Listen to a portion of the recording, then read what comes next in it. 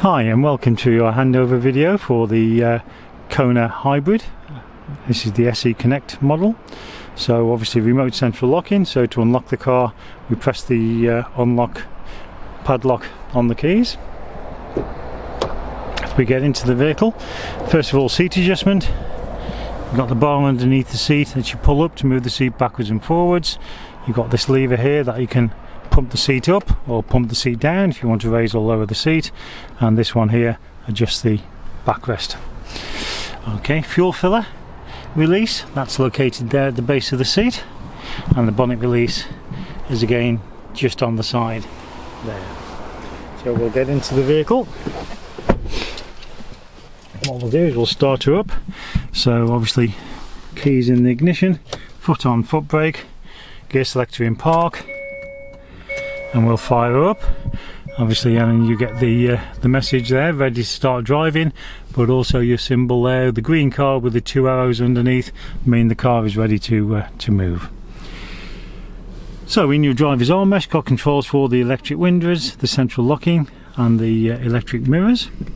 On the dashboard, you've got your headlight setting. Normal setting is 0. This plus and minus here, all that does is adjust the illumination level of your dashboard. This button here turns the parking sensors off if you wanted to, when you're towing, for example, because you know you've got a trailer on the back when you're reversing. This is your traction stability control, so again, great safety aid, should be no need for you to turn that off. And this button here in essence jump starts the normal car battery from the hybrid battery. So if you've left your car for 3 or 4 weeks, been away on holiday, come back and it's flat, won't let you in, once you get in the car using the key, press that button and it will jump start the normal battery from the hybrid battery. So the digital dash, then what you've got is you've got your power meter on this side, you've got obviously your speedo on this side, and then in the middle you've got obviously your information screen. At the moment that's on your digital speedometer, so that can be changed by this little toggle button here, so you can move that up and down, and as you can see, it goes through the various sub menus.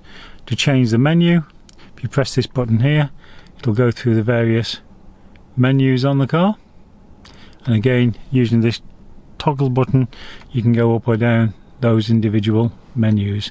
What we'll do is we'll pop it back on the digital speedo for you. You've also got the battery charge and the fuel gauge at the bottom of the dials there, and the bar along the bottom here, that's your instantaneous mile per gallon. As you can see, it's also giving you the outside temperature, which is 10 degrees. Shows the mileage of the car, 9 miles, delivery miles, and also the range, which is 136 of fuel and battery. Also what you've got the little EV symbol there, that's just showing you the car is in electric mode at the moment, and next to that you've got the lane departure, lane assist, with that system is turned on. So if you want to turn that system off, just press and hold that button in for about 4 seconds and it turns the system off. Okay, but that lane departure system comes on every time you start the car. So on the steering wheel on the outside you've got your cruise control and speed limiter. We've talked about the trip computer buttons and the lane departure system. Your horn is anywhere in the centre, and then on this side of the steering wheel you've got your audio controls and the Bluetooth for your phone. On the stalks, obviously the indicators on the left hand stalk together with your lights, which do have an automatic setting, so you can leave it on that if you wish. On the opposite stalk, obviously your wipers, again there's an intermittent setting, so you can vary the intermittent time between a long sweep and short sweep, and your rear wiper is the twisty bit on the end there.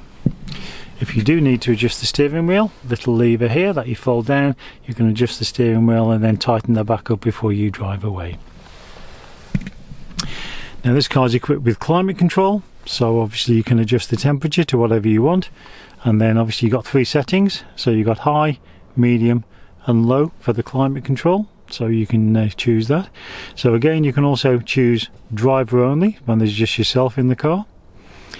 You can actually decide where you want the air to be directed to if you so wish. You can increase or decrease the fan speed by rotating that outer knob, and also you can turn the aircon off or on manually as well. I'll just put it back in auto for the time being. That's your front demist, so if you press that, it'll put everything up to the screen to demist your screen. As soon as the screen's clear, press that button again, it'll go back to your previous selected setting, and that one there is your heated rear screen. Okay, below there you've got a USB power socket. You've also got the USB to connect your phone to the car's entertainment system if you want to use Google Maps or anything like that with your Apple CarPlay or Android Auto. And obviously on this model there's been a dash cam fitted, which is just up there, which obviously that's taken the power from the normal power socket.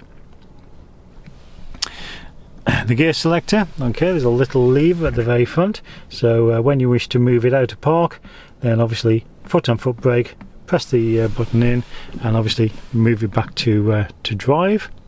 Okay, if you select reverse, then your rear parking sensors and rear camera become active. So I'll pop it back into park, and then behind that you've got your electronic parking handbrake. So to apply the handbrake, pull the button up. To take the handbrake off, foot on foot brake, press the button down. But again, like any automatic, when the gearbox is in park, then it is lock the gearbox, so it shouldn't go anywhere.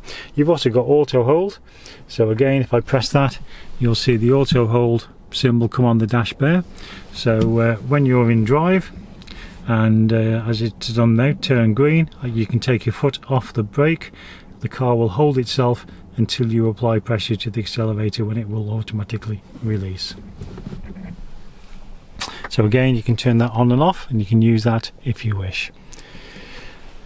The infotainment system then, so obviously as you can see we've got radio 2 on at the moment, so if I just press that, it'll expand that to full screen, and obviously you can increase or decrease the volume by rotating that dial, or by using the controls on the steering wheel. If you want to set any favorites, then you just go to list, and you can just scroll up or down.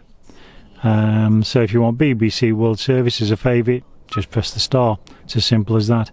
Once you've saved them in your favorites, if I just press the little house in the corner to go back to the home screen, using this button here, it'll toggle through all the saved favorites for you. Okay, so I'll leave it on radio 2 and that for the time being.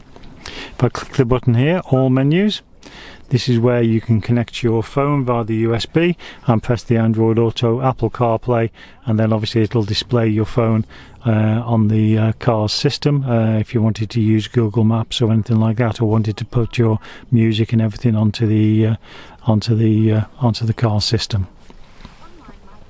Your hazard lights are here.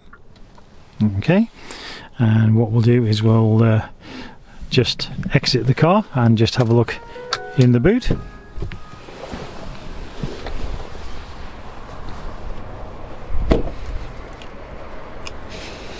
So in the boot then, you've obviously got your parcel shelf. Then under the boot floor you've got your tyre inflation kit with your luggage net in there for you.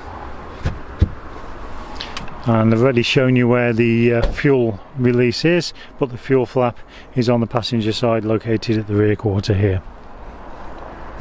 So there we have it. Hope you've enjoyed this video on the Kona hybrid. This is the SE Connect model, and hope you enjoy your vehicle.